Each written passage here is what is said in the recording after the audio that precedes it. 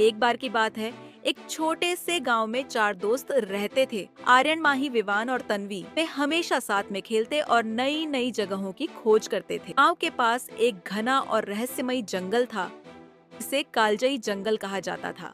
गांव के बुजुर्गों का कहना था कि इस जंगल में बहुत सारे राज छुपे हैं और कोई भी वहां से वापस नहीं आता। एक दिन आर्यन ने सुझाव दिया, क्यों न हम इस जंगल की सैर पर चलें? हो सकता है हम कुछ अद्भुत खोज करें। माही थोड़ी डरपोक थी। उसने कहा, लेकिन क्या हमने सुना नहीं कि वहाँ जाने वाले लोग वापस नहीं आते? विवान ने हंसते हुए कहा, अरे वो सब बस कहानियां हैं, मिलकर चलेंगे तो कुछ नहीं होगा। आखिरकार सभी तैयार हो गए और अगले दिन सुबह सुबह जंगल की ओर निकल पड़े। जैसे ही वे जंगल में घुसे, सूरज की रोशनी धीरे धीरे कम होने लगी और चारों को एक अजीब सी ठंडक महसूस होने लगी। पेड़ इतने ऊंचे थे कि उनकी शाखाएं आसमान को छू रही थी। पक्षियों की आवाजें भी धीरे धीरे बंद हो गईं और हर ओर सन्नाटा छा गया। चलते चलते उन्हें एक पुरानी और टूटी हुई झोपड़ी दिखाई दी। विवान ने कहा, चलो इसे देखते ही हैं, हो सकता है हमें यहाँ कुछ मिल जाए। झोपड़ी के अंदर गए और अचानक से एक जोर की आवाज आई। दरवाजा अपने आप बंद हो गया और चारों बच्चे डर के मारे कांपने लगे। माही ने रोते हुए कहा, मैंने कहा था ना, हमें यहाँ नहीं आना चाहिए था। आर्यन ने हिम्मत जुटाई और कहा, चुप रहो, हम यहाँ से बाहर निकलने का रास्ता ढूंढते हैं।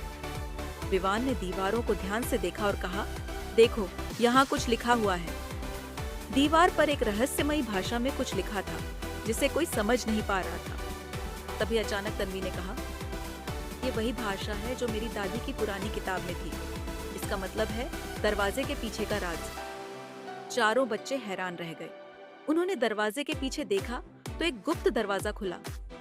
उस दरवाजे के पीछे एक गहरा सुरंग था। आर्यन ने कहा, हमें यहाँ से बाहर जाने का यही रास्ता हो सकता है। वे सुरंग में घुस गए और धीरे धीरे आगे बढ़ते गए। अचानक से उनके सामने एक चमचमाती रोशनी दिखाई दी।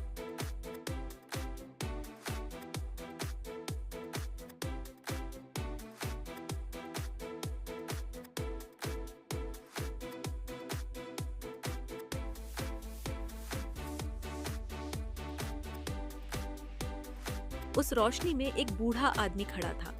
उसने कहा, तुम लोग बहुत बहादुर हो, लेकिन इस जंगल के सारे राज अब तक किसी ने नहीं समझे। अगर तुम वापस जाना चाहते हो तो तुम्हें इस पहेली को हल करना होगा। बूढ़े आदमी ने एक पहेली सुनाई।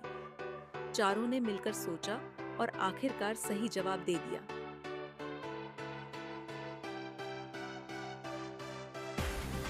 तभी जंगल का रास्ता खुल गया और वे चारों बच्चे सुरक्षित गांव वापस पहुंच गए। उस दिन के बाद वे कभी उस जंगल के पास नहीं गए, लेकिन वे हमेशा उस दिन की अद्भुत और रहस्यमयी घटना को याद करते रहे।